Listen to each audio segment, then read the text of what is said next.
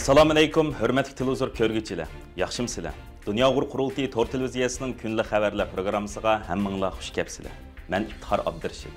Bugun payshanba. Hurmatli ko'ruvchilar, tövəndə diqqətinizlər kunlik xabarlar programmamızın təfsilatında bo'lsin. Amerika Xitoy strategik raqobat favqulodda komiteti raisi John Molinar o'tgan hafta Xitoy hukumatı 20 yillik qamoq jazosi bergan Gulshan Abbosning qizi Ziba Murod bilan ko'rishganida Amerika Davlat Majlisining doktor Gulshan Abbosning qo'yib berilishi uchun davomli kurash qilganligini ifodalagan. Rais Molinar o'tgan hafta X'da e'lon qilgan so'zida Gulshan Abbos delosining Xitoy hukumatining chegara hal qilgan ziyonkashlik harakatining ochiq-oshkor shakli ekanligini bildirgan. Uning aytishicha, bu Xitoy Kompartiyasining chet ellik Uyg'urlarning oila tavobatlariga ziyonkashlik qilish orqali chet ellik Uyg'urlarni jazolash usuli ekan.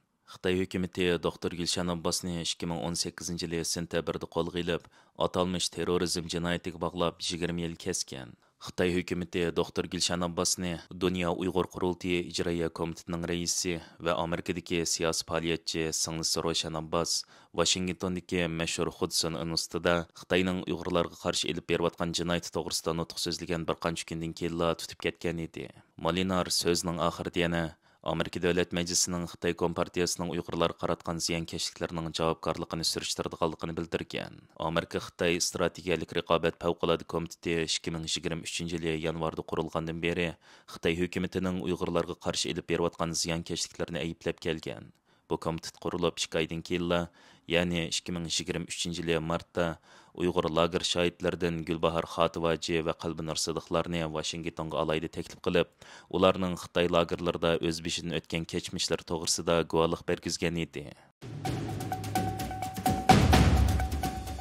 Xitoy Tashqi ishlar ministri Wang Yi Moskvaga qaratgan 3 kunlik ziyoratida Xitoy bilan Rossiyaning mangulik do'st ekanligi va hargizmo dushman bo'lmaydiganligini alayda ta'kidlagan. Wang Yi bu qatimqi ziyoratida Rossiya prezidenti Putin va Tashqi ishlar ministri Sergey Lavrov bilan ko'rishib, ikki davlat orasidagi strategik hamkorlikni kuchaytirganligini bildirgan. Janubiy Xitoy attiganlik gazetasining seshanba kuni bergan xabariga qaraganda, Rossiya prezidenti Putin Wang Yiga ikki davlatning strategik hamkorlikni kuchaytirish to'g'risida dunyoga kuchli signal berishni davomlashtirishni o'ttirib qo'ygan. Putin yana Xitoy raisi Xi Jinpingning kelar oyda Moskvada o'tkaziladigan 2 dunyo urushining 80 yilligini xotirlash murosimiga kelishini kutib turganligini bildirgan. Xitoy Tashqi ishlar ministrining bu ko'rish to'g'risida e'lon qilgan yozma xotirasida ikki davlat orasidagi strategik moslashishning va siyosiy ishonchning cho'nqirlashganligi bildirilgan. Uningda Wang Yi naql keltirilib, Xitoy Rossiya munosabati o'z joyida turib qolmasdan, balki texmi kengayib mangdi.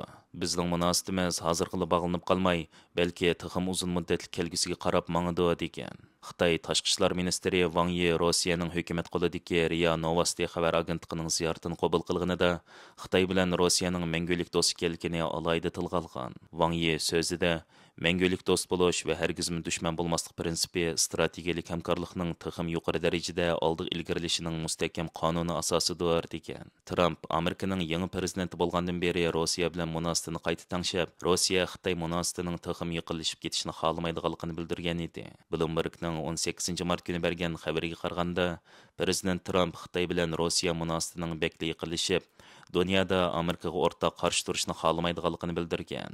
Trump Fox televiziyasining ziyoratini qabul qilganida, "Men tarixning o'quvchisi bo'lish sifatim bilan hammani ko'rdimki, o'rganishga tegishli birinchi dars bo'lsa, Rossiya bilan Xitoyning birga bo'lishiga yo'l qo'ymaslik kerak" degan. Bloombergning xabarida deyilishicha, ba'zi analizchilar Trumpning Rossiyani yeniga tortishi, xuddi Prezident Nixonning sovuq urush zamonida bu ikki davlatni parchalaganidek, Moskva bilan Beyjingni parchalash urinishi deb qaraydi ekan. Xitoy hukumati Amerika bilan Rossiyaning yaqinda Ukraina urushini to'xtatish ustida olib borgan suhbatlarni qarshi olganligini bildirgan bo'lsa-mu, ammo o'zining Rossiya bilan bo'lgan munosabatiga sovuqchilik silishiga qattiq qarshiligini ifodalagan edi. Amerika Avam Palata a'zosi Nathaniel Moran yaqında Amerika Davlat Majlisida Uyg'ur majburiy emkiga dollar yo'q degan qonun loyihasini qayta tanishtirgan bo'lib, bu qonun loyihasi Amerika hukumatining Uyg'ur majburiy emki bilan aloqasi bor bo'lgan barliq Xitoy shirkatlari bilan savdo qilishni cheklaydi ekan. Amerika Avam Palata a'zosi Moran KLTV televiziyasining bu loyihasi to'g'risidagi ziyoratini qabul qilganida Xitoyning Uyg'urlarga qarshi irqiy qirg'inchilik qilayotganligini ta'kidlab, Xitoy noit axloqsizlik bilan ish bajaryotdi. Biz dunyoda qulluq amkining sheriki bo'lib qilishni xohlamaymiz. Buni ya'ni Uyg'ur qulluq emgikini yo'qotish kerak deb bildirgan. Moran so'zida bu qonun loyihasining ikki asosli maqsadining borligini bildirib, biz ularning axloqsizlik va iqtisodiy harakatlarini keyniga yondirishimiz kerak dedi. U ziyorat jarayonida Xitoyning Amerikaga keladigan eng chong tashqi tehdit ekanligini muayyanlashtirib, Xitoyning Amerikaning dushmani ekanligini keskinlik bilan o'ttirib qo'ygan. Avam palata a'zosi Moran bu qonun loyihasini fevralning oxiri Amerika davlat majlisida qayta tanishtirgan bo'lib, bu qonun loyihasida ko'rsatilishicha, Amerika tashqi ishlar ministrligi bilan Amerika xalqaro taraqqiyot agentligining mablag' ajratib, mustamlika ostidagi vatanimizda to'liq yoki qisman qazilgan, yasalgan yoki ishlab chiqarilgan har qanday tovar buyum va yoki mahsulotlarni sotib olib ishlatilishi cheklandi.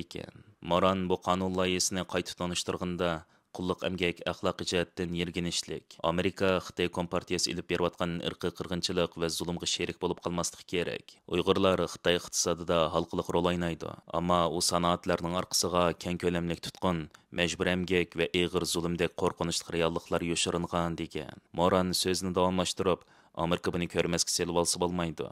Biz cho'qim bu depsanchiliklarga sherik bo'lgan shirkatlarga qarshi keskin harakat ilib berib, mutlaq hokimiyatlarga qarshi qattiq maydonda bo'lishimiz kerak degan. O so'zining oxirida, agar biz Xitoyning ta'sirining kengayishini oldin to'smasak, Uyg'urlar duch kelayotgan bugungi qabih jinoyatlar Xitoy kompartiyasining qo'li nagiyasi shu yerga kengaydigan holga keladi. Amerika cho'qim bu masala ustida kuchli yetakchilik qilib, bu vahshiylikning sheriki bo'lib qilishni rad qilish kerak degan. Amerika Avam palata a'zosi Moran Uyg'ur majburiy emgikiga dollar yo'q qonun loyihasini 2023 yil iyulda Amerika davlat majlisida tunji qatim tanishtirgan bo'lib, bu loyiha o'tgan yil fevralda Avam palatadagi bilet tashlashda o'tgan bo'lsa-mu, lekin Kengash palatada to'xtab qolgan edi. Ammo Avam palata a'zosi Moran televizor ziyoratida bu qatim bu qonun loyihasini ikkili partiya o'rtaq qo'llaganligi uchun uning qonunga aylanish mumkinchiligining nihoyat cho'ngligini bildirdi. Hurmatli ko'ruvchilar, yuqorida diqqatingizga kunlik xabarlar programmamizning tafsilotini sundik. Kelar qatimliq sonimizgacha ko'rishgich omon bo'lgaysizlar. Stansimizning YouTube kanaliga a'zo bo'lishni unutmang. Xayr xo'sh.